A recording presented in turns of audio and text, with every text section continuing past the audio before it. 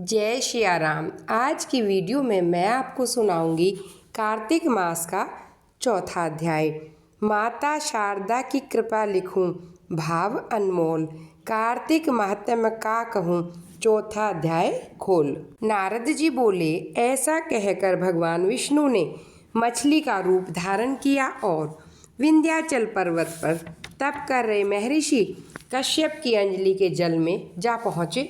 महर्षि कश्यप ने दया करके उसे अपने कमंडल में रख लिया। जब उसने बड़ा रूप धारण किया तो उन्होंने उसे कुएं में डाल दिया। जब कुएं में भी ना समा सकी तो उन्होंने उसे तालाब में फेंक दिया। जब वह तालाब में भी ना आ सकी तो उन्होंने उसे समुद्र में डाल दिया। वह वहाँ पर भी बड़ी होने लगी। फिर उस मत्स्य रूपी नारायण ने उस शंखासुर को मार डाला।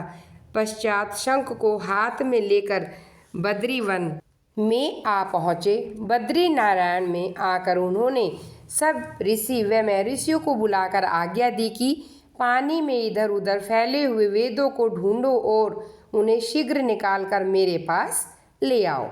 तब तक मैं देवताओं के साथ श्री प्रयागराज में ठहरा हुआ हूँ।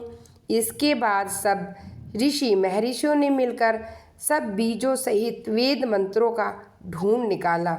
उन वेदों में से जो भाग जिस जिस ऋषि को मिला वह उसी का हो गया। उस भाग के उसी दिन से वह ही ऋषि कहलाए।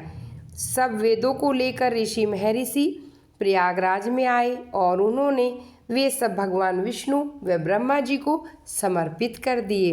ब्रह्मा जी वेदों को पाकर बड़े प्रसन्न हुए। उन्होंने देवताओं और ऋषियों के साथ अश्वमेघ यज्ञ किया। यज्ञ के अंत में देवता, गंधर्व, यक्ष, नाग भगवान विष्णु को दंडवत करके प्रार्थना करने लगे।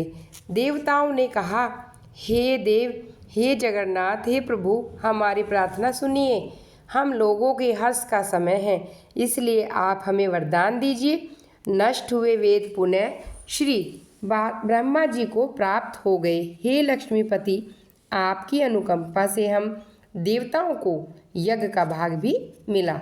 यह स्थान आपके प्रसाद से आज पृथ्वी पर भी सर्वप्रधान है। पुण्य को बढ़ाने वाला, मुक्ति तथा भक्ति को प्रदान करने वाला, ब्रह्म हत्या आदि पापों का नाश करने वाला, परम पवित्र और अक्षय फल देने वाला है। यह वरदान दीजिए। भगवान विष्णु ने कहा, जो कुछ आप लोगों ने कहा है वह मेरा ही ध्येय है। जैसा आप लोगों ने कहा, अब यह स्थान आज से ब्रह्म क्षेत्र के नाम से पुकारा जाएगा। इस स्थान पर गंगा जी व सूर्यपुत्री यमुना जी का संगम होगा। मैं श्री ब्रह्मा जी सहित यहाँ पर निवास करूँगा। यहाँ पर किया हुआ जप, तप तथा दान महान फलदायक होगा। पहले जन्म में किए हुए पाप, ब्रह्म हत्या आदि भी इस तीर्थराज में स्नान करने से नष्ट हो जाएंगे।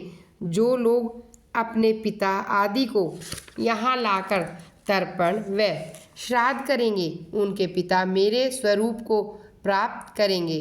वह तीनों प्रकार की मुक्ति को प्राप्त करेंगे। मकर संक्रांति पर माघ मास में प्रातःकाल यहाँ आकर स्नान करने वालों के दर्शन मात्र से सब पाप मिट जाते हैं।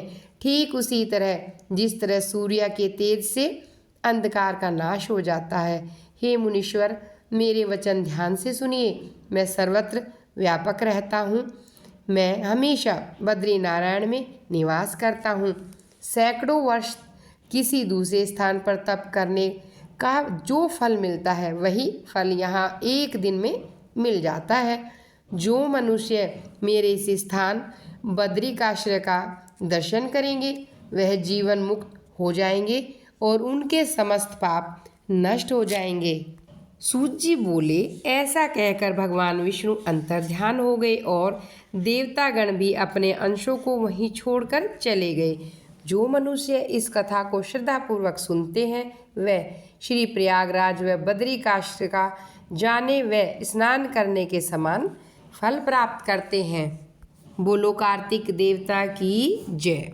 भक्तों, ये था कार्तिक मास का चौथा अध्याय। अगर आपको मेरे द्वारा सुनाए गए अध्याय अच्छे लगे तो आप मेरे चैनल को लाइक कीजिए, सब्सक्राइब कीजिए और वीडियो को अधिक से अधिक शेयर कीजिए।